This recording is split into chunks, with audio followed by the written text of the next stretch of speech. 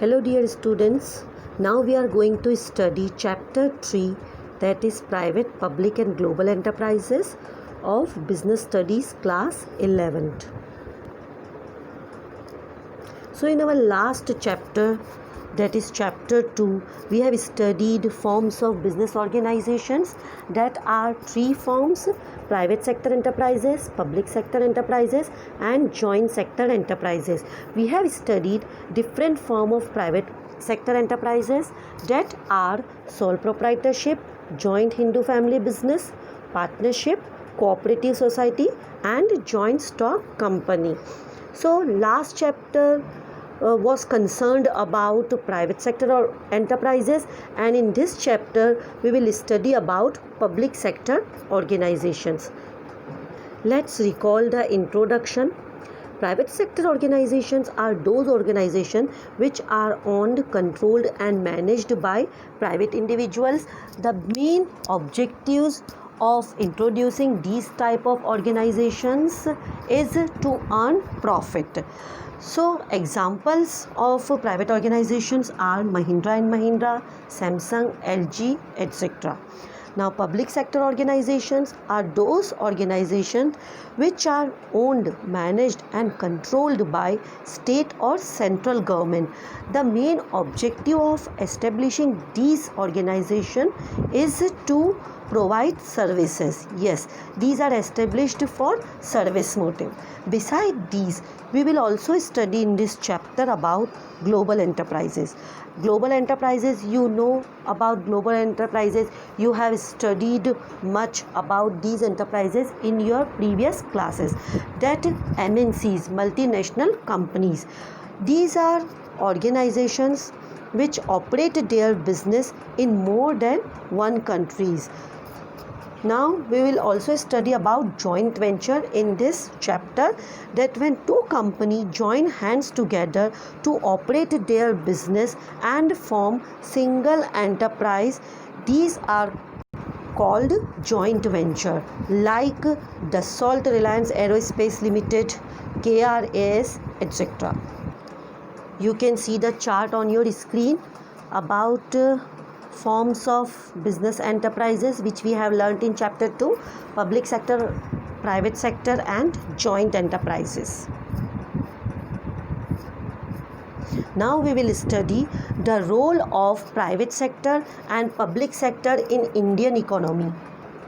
Both private sector and public sector play very important and competitive role in Indian economy. We can see the main points through the chart on your screen.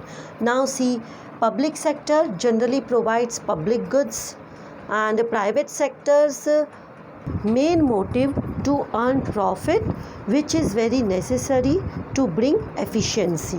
Fine. Public sector are not affected by recession, but in private sector entrepreneurs created job were needed. So we can see the different role played by public sector and private sector in Indian economy. As public sector created various jobs to maintain balance in the economy. It also helps to reduce inequality in society, whereas in private sector less bureaucracy and less corruption is found, and it does not require taxes to fund. Now we will study the role of private sector and public sector since independence in the Indian economy. So after independence, government nationalized many enterprises and established many undertakings. Public enterprises were given more importance through industrial policy resolutions of 1948 and 1956. They were assigned important role in the economy.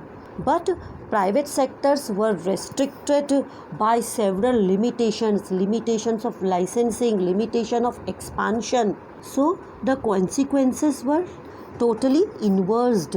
In spite of bearing lots of restrictions and limitations, private sectors were continued to grow in the Indian economy, and in spite of assigning dominant role and lots of power to public sector were not performing efficiently in the Indian economy. So government of India decided to introduce the reforms. In 1991, under this reform, private sectors organizations were assigned a dominant role in the Indian economy by abolishing various restrictions and limitations of expansion. All barriers of private sectors were removed by the government. Government kept only some areas of defense and strategic controls with it. The limit of expansion was increased by introducing MRTP Act, that is Monopolistic and Restrictive Trade Practices Act.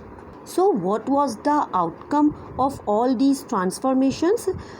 After these reforms, Indian economy experienced a tremendous improvement in the industrial sector. Indian economy observed the remarkable growth in the development, and more open and competitive environment was created between private sector and public sector, which is still continue in present scenario.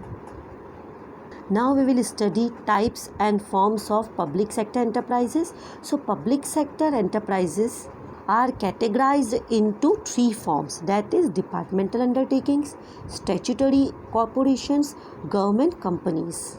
Now we will study these in details. So departmental undertakings are those enterprises which works under the control of state or central government.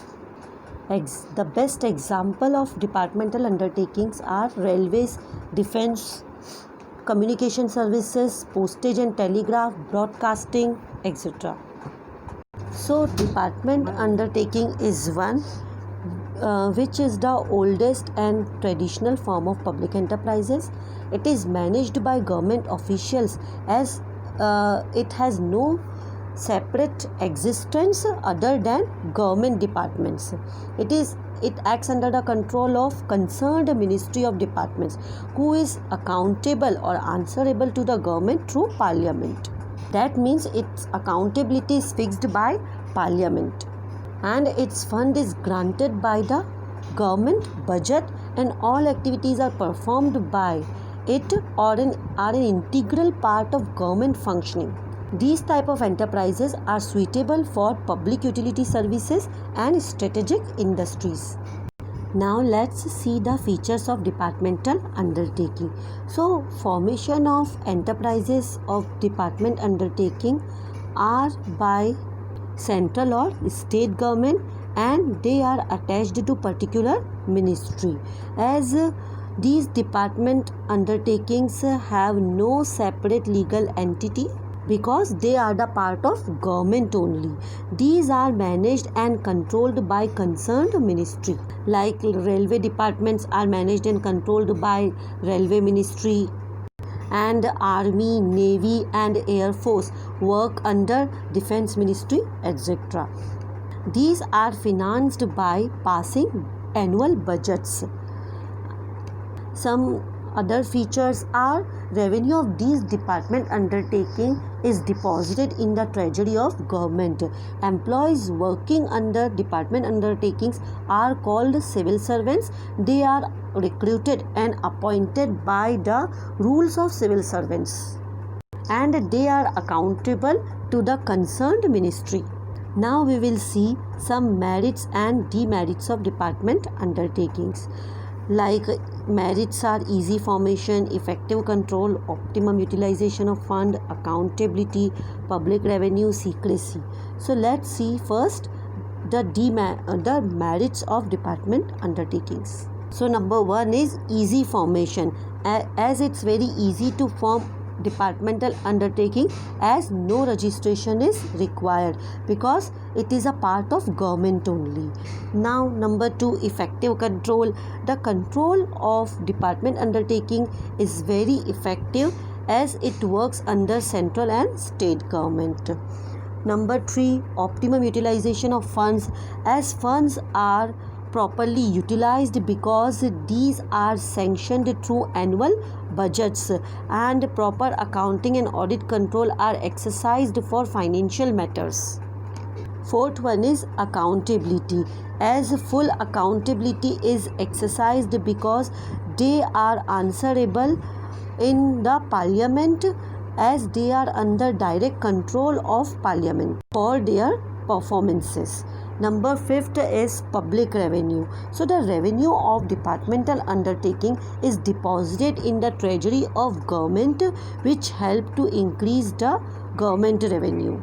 Sixth one is secrecy, as high secrecy is maintained because these departmental undertakings don't disclose their internal affairs to the public. So chances of confidential information is reduced to leak.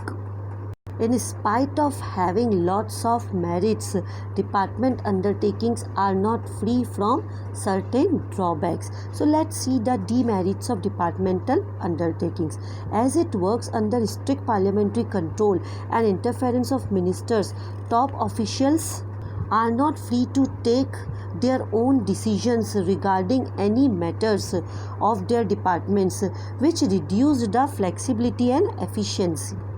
Next one is lack of motivation. These departments have no power to utilize their revenue as it is deposited in the government treasury. So they don't get rewards of their efforts. No relation between their efforts and rewards, which create lack of showing interest and lack of motivation. Next is lack of financial autonomy, as these departments are not free to utilize their funds, as their revenue is deposited in government treasury, so they are not free to use these revenues. So if they plan certain long-term investment, they have to sanction budget for it, and sometimes they fail to execute these long-term investment projects, which reduce financial autonomy. Next one is inefficient management. These departments are managed by the government officials, as these officials are overburdened with the paperwork, and they have to answer many queries from the parliament of ministry, as well as the officials can be transferred any time to other departments, which result in efficient management because it creates lack of responsibility and efficiency towards their work. So these organizations are suitable in some areas where high level of secrecy is required, like defense ministry, where government control is necessary, like broadcasting, where huge investment is required, like air force, aircraft, iron and steel, etc. All right.